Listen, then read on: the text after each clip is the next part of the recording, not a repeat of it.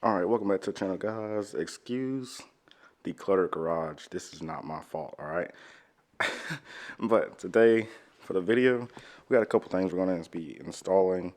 We got a new plate right there, and then we got the reflective gold tape that everyone craves about. If you see this, when you pull up next to somebody, you see it like on the side through their fairings, you already know what time it is, alright?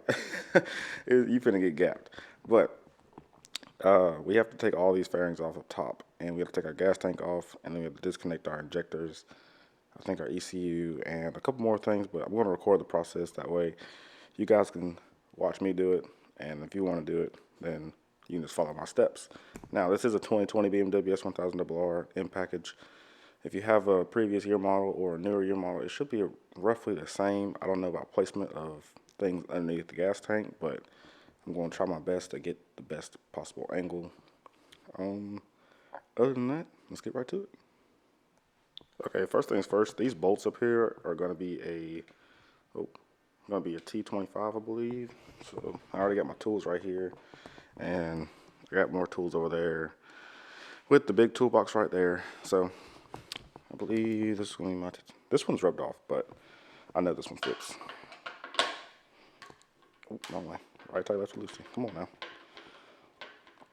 Oh yeah, I know what you're thinking. You're probably thinking like, Hollywood, what you gonna do with this little ass gold roll tape? I honestly don't know how much tape is in here. Like, it obviously has the dimensions on the back somewhere, but like it says 1.5 times 15-foot roll right there. If it'll focus. Yeah. I don't know. I think this will do, but if not, I'll go get some more. Like, I got this from Advanced Auto for about 50 bucks. I was gonna buy some offline, like a giant roll for like 80 or 90, but I'm not waiting on that to get in when I went up the street and got that. So.